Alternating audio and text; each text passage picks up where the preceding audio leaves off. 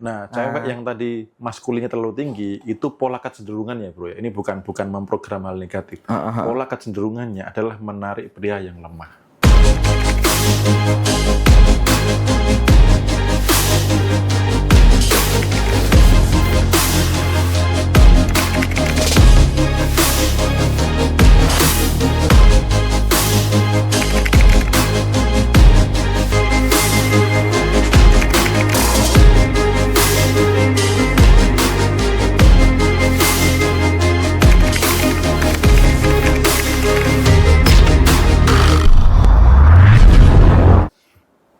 Doanya nggak cuma pada saat ritualnya saja, gitu. Bisa nggak pada saat naik motor? Bisa nggak misalkan pas mungkin naik Grab atau Gokar, nah inilah mobilku seperti ini. Bisa nggak ketika ada pameran mobil, udah masuk aja dirasakan. Wah ini milikku, wah inilah mobil yang aku idam-idamkan. Terima kasih ya Allah ya Tuhan sudah diizinkan punya ini, milik ini. Itu doa juga gitu loh. Jadi doanya bukan hanya sekedar, oh saya sudah doa minta mobil gitu. Nah, kalau perjalanan riset dan sebagainya, apakah itu menjadi salah satu jawaban setelah resign? Itu apa? Gitu ya. Gitu. Kalau misalkan pekerjaan sekarang gajinya tidak memungkinkan untuk punya mobil, bisa jadi resign ini salah satu jalan. Iya. Bukan di resignnya ya, tapi setelah resign mau apa? Iya, diarahkan ya. Iya. Jadi kalau boleh saya tebak, bukan saya tebak, ini hasil penangkapan pikiran saya ya. Jadi seandainya kita resign itu, bisa jadi memang itu jalannya alam semesta dorong kita supaya kita menuju impian itu. Cuman tergantung kita, kalau kita ngeluh bakal hancur, tapi kalau kita tetap bersyukur berkata resign, mungkin bakal lebih cepat mendatangkan impian kita gitu. Bisa dibilang gitu ya Mas Bimo ya? Ya, betul. Oh, Jadi iya, setelah resign itu apa? Karena dulu setelah resign, kesalahan saya 4 tahun adalah apa? Apa tuh? Saya nggak belajar yang pertama. Yang kedua, saya nggak punya mentor. Saya nggak punya orang itu yang di atas saya, yang bimbing. Bro. Iya. Itu saya kebayangkan nggak punya keahlian, terbiasa diatur orang, disupervisi, dikasih target, lalu kayak lepas bebas gitu. Nggak bisa dikatakan nggak punya target, nggak ada yang ngatur, kebingungan. Akhirnya ngeriset sendiri, apa begini ya, apa begitu ya, begini. Kebenturnya terlalu lama. 4 tahun.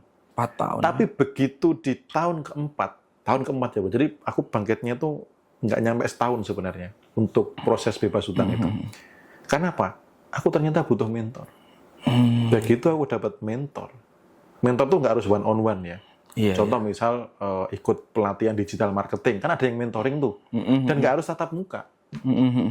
Itu salah satu mentor. Karena dulu mentorku juga nggak tatap muka.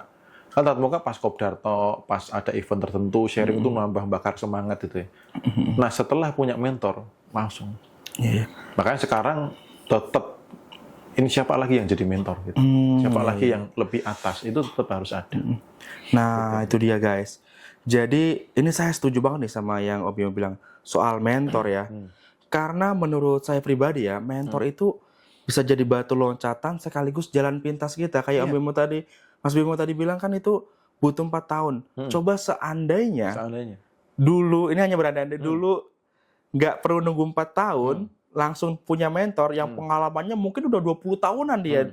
Misalnya di bisnis, ya kan? Dan kita bisa menghemat 20 tahun waktu mentor itu ngasih ilmu kita dan mungkin ya suksesnya lebih cepat. Apalagi yang namanya mentor itu biasanya kan orang sukses, ya gitu ya Mas ya. Dan orang sukses vibrasinya positif, bener nggak Mas? Iya, benar. Dan orang-orang seperti itu yang kita butuhkan ya supaya kita cepat berkembang, cepat sukses juga, ketularan gitu ya, nularin ya Om ya. Benar. Wah, itu dia guys. Jadi buat kalian yang belum punya mentor teman-teman, wajib punya mentor kalau mau lebih cepat suksesnya. Izin geser layar dulu bro. Ada ini biar nggak dikira robot kita. Itu biasanya kalau 1 jam dia ada geser. Apa perlu ya? Kira-kira Mas Bimo perlu joget nggak ya biar nggak dikira robot ya? Lupa guys. Nah, nih Mas Bimo kita lanjut ke pertanyaan selanjutnya ya.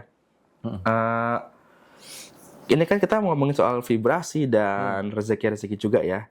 Nah ini ada yang sedikit menarik nih. Tadi kan kalau rezeki soal uang aja, ini tentang jodoh nih. Ada namanya nih Kak Tiara Atmaja. Selamat malam.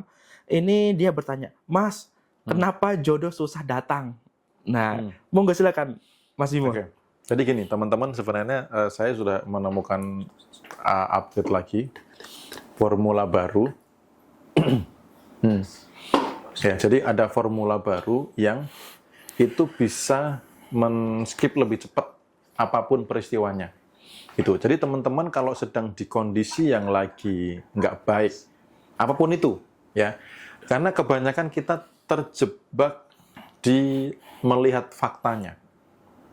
Nah, ini sebelum saya clearkan dulu, gitu. Ini mungkin sedikit agak panjang, tapi ini benang merahnya dari kita ngobrol kali ini ya. Jadi gini, banyak orang tuh melihat faktanya, entah itu hutangnya, entah kondisi minusnya, entah belum ada jodohnya, dan lain sebagainya. Nah, kalau mau beresin itu, sebenarnya bukan di peristiwanya.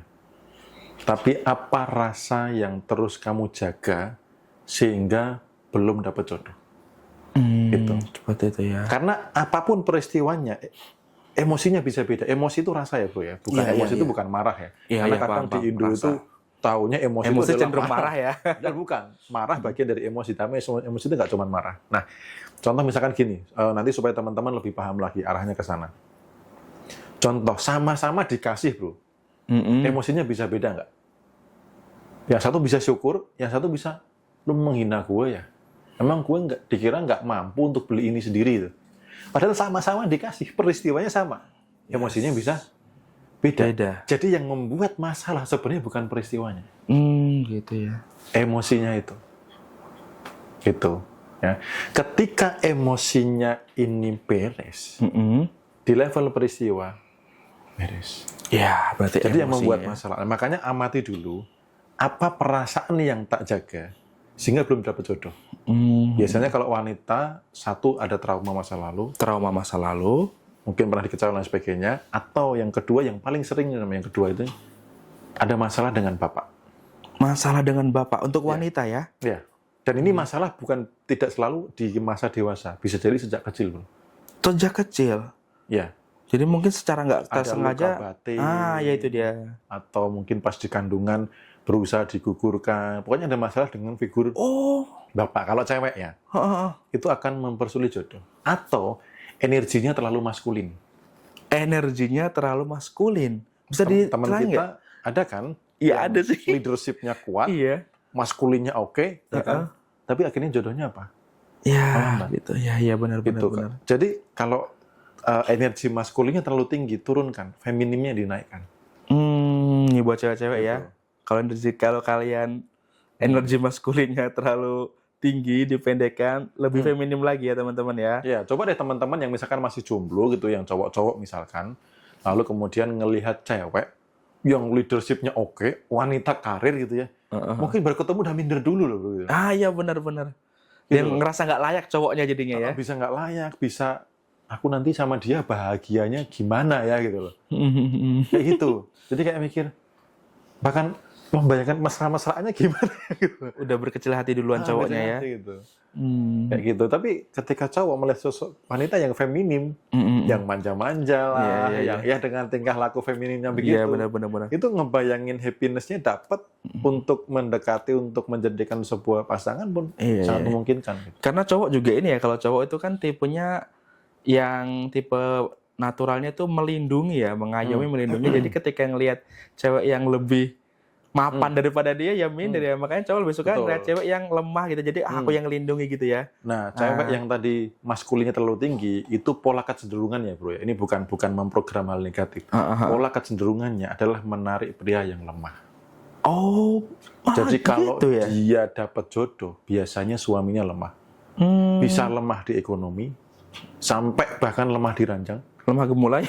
Lemah gemulai. Jadi pokoknya pria ini lemah. Iya. Gitu. Karena kan yang konsultasi kan sudah banyak ya. Jadi itu menjadi pola kecenderungan gitu. Wanita-wanita yang maskulinnya terlalu tinggi itu kecenderungan, bukan selalu ya, kecenderungan. Supaya nggak jadi program ke bawah sadar teman-teman. Kecenderungannya adalah menarik pria yang lemah. Ya, Pak, seperti gitu. Dan itu. itu nggak cuma 1-2 bro yang tak temuin bro. Yang konsultasi seperti itu. Iya. Yang dia nggak bisa menghasilkan uang lah, yang dia lembek lah mentalnya lah, daya juangnya lemah lah, gampang nyerah lah, dan lain sebagainya gitu. Kadang kalau penasaran ya, nanya gitu ya. bagaimana performa di ranjang. Itu tuh kecenderungannya lemah. Bu. Jadi teman-teman yang cewek-cewek maskulinnya jangan ketinggian, feminimnya yang digedein.